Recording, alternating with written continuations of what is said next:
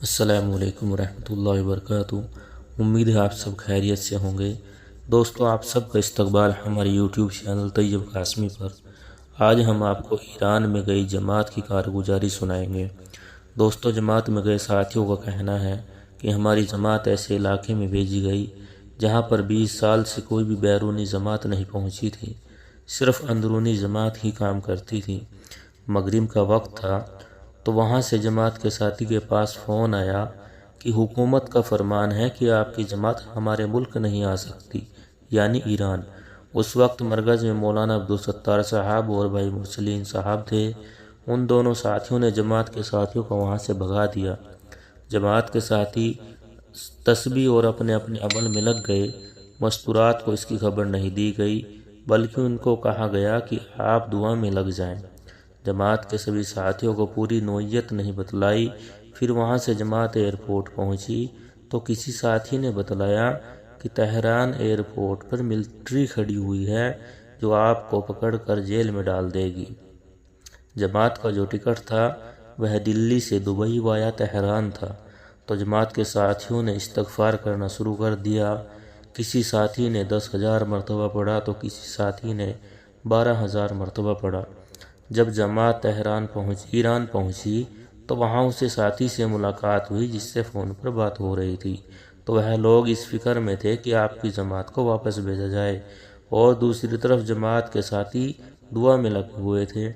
تو پھر جماعت کے ساتھ کیوں ہمت دکھائی؟ جماعت کے ساتھیوں نے ہمت دکھائی اور ایک ساتھی سے بات کی۔ انہوں نے بتلایا کہ آپ فلاں ہوٹل میں چلے جائیں اور وہاں پر اپنی ترتیب اپنے حساب سے کر لیجئے۔ جماعت ہوٹل پہنچی۔ اس کے بعد دوسرے دن ہمیں خبر ملی کہ ایران کے اندر ایک بہت بڑی جگہ ہے، آپ وہاں سے کام شروع کریں۔ جماعت کے ساتھیوں نے وہاں پہنچنے کے لیے بس کا ٹکٹ لیا اور روانہ ہو گئی۔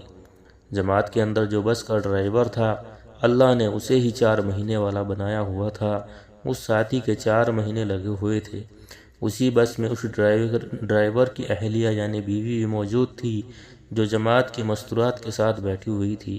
تو وہ کہنے لگی کہ آپ کی جماعت کا قیام ہمارے گھر میں ہو جائے گا۔ ظہر کی نماز پڑھنے کے لیے جب بس رکی، ساتھی وضو کر کے نماز ادا کرنے لگ گئے، تو بس میں جتنے سوار تھے سب ہی نماز پڑھنے لگ گئے۔ پتہ یہ چلا کہ یہاں پر کوئی بھی نماز نہیں چھوڑتا، نماز کا بہت زیادہ اہتمام کرتے ہیں۔ تو جب ہم وہاں پر پہنچے تو ایک گھر میں ہمارا قیام ہوا، تو مرکز والوں کو اس کی اطلاع ہوئی کہ جماعت آئی ہوئی ہے۔ دوسرے دن وہ جماعت کے پاس آئے اور جماعت کو اپنے ساتھ لے کر چلے گئے کہ ہم مرکز کے مشورے سے آپ کا نظام طے کریں گے۔ ان کو بھی یہ اندازہ تھا کہ حکومت کی پابندی کی وجہ سے جماعت نہیں آ سکتی۔ جب جماعت مرکز پہنچی تو پورے ملک کے اندر خبر پھیل گئی کہ مرکز نظام الدین سے جماعت آئی ہوئی ہے مستورات کی۔ تو وہاں پر ذمہ وار ساتھیوں کی مستورات جماعت کی مستورات کے پاس آئی اور کہنے لگی کہ 4 مہینے پہلے ہم نے خواب دیکھا تھا جس میں آپ سب سے مصافحہ ہوا تھا۔ اس کے بعد پورے ملک میں جب خبر پھیلی تو 1200 کلومیٹر 1500 کلومیٹر سے جوڑے ملنے کے لیے ہماری جماعت کے پاس آتے۔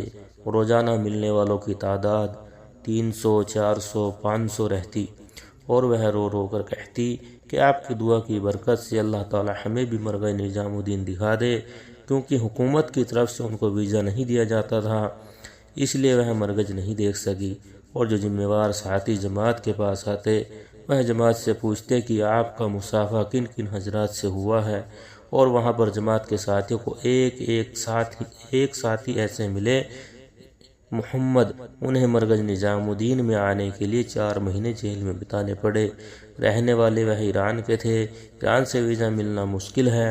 پھر انہوں نے افغانستان سے ویزا بنوانا چاہا تو وہاں کی سیکیورٹی نے ان سے پوچھا کہ آپ افغانستان سے ویزا کیوں بنوا رہے ہیں، آپ تو ایران کے رہنے والے ہیں۔ تو وہ کہنے لگے کہ مجھے دلی مرکز نظام الدین جانا ہے جہاں سے جماعت کی نہریں بہتی ہیں۔ اتنے سننے پر ان لوگوں نے محمد صاحب کو جیل میں ڈلوا دیا۔ 4 مہینے لگنے کے بعد ان کو چھوڑ دیا گیا۔ پھر وہاں کے ساتھیوں نے ہم سے کہا کہ آپ کی جماعت کس طرح کام کرے گی، پڑوس کے ملک سے سارا نظام چلتا ہے، تو وہاں کے جو ذمہ وار ساتھی تھے بھائی عبدالرؤف صاحب، ان سے ملاقات ہوئی تو وہ کہنے لگے کہ آپ کی جماعت کس طرح کام کرے گی۔ اس پر جماعت کے ساتھیوں نے کہا کہ ہم آپ کے ساتھ مل کر کام کریں گے۔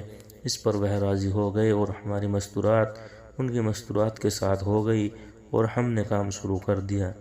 روزانہ کی تعلیم سیرت کی روشنی میں اور ہفتے والی تعلیم، گھر کی تعلیم، اللہ کے راستے کا خروج، مہینے واری جوڑ، اس طرح کے بہت سے کام کے ان کے بارے میں ان سے بات ہوئی۔ تو وہاں کے امیر صاحب نے کہا کہ بھائی صاحب، بات تو یہی چلے گی جو مرکز نظام الدین سے بتلائی گئی ہے۔ الحمدللہ وہاں کے مقامی ساتھی بھی ہمارے پاس بیٹھا کرتے تھے اور ہماری باتوں کو لکھا کرتے تھے۔ تو دو ساتھی جماعت کے ساتھی کو لے کر باہر گئے، باہر سے دو لڑکوں کو ساتھ لے کر مسجد آئے۔ جماعت کے ساتھیوں نے ان سے بات کی، پھر دسترخوان لگوایا، سب ساتھی دسترخوان پر بیٹھے۔ جب دسترخوان سے فارغ ہوئے تو وہ ساتھی دسترخوان اکٹھا کرنے میں لگے، جھوٹے برتن دھونے میں لگے۔ تو ہم نے کہا کہ دیکھو یہ ساتھی اپنے گھر کے باہر بیٹھے ہوئے فون چلا رہے تھے اور ایک دعوت پر یہ ساتھی مسجد آ گئے اور عمل سے جڑ گئے۔ اس کے بعد ہر روز نئے نئے ساتھی ملنے کے لیے آتے، سب سے بات ہوتی۔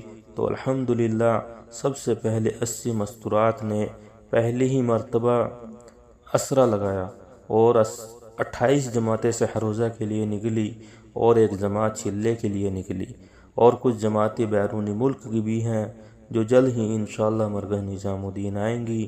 آپ دعا بھی کریں ان کے لیے۔ اور اب وہاں پر الحمدللہ ہفتے واری تعلیم کا بھی نظام شروع ہوا ہے۔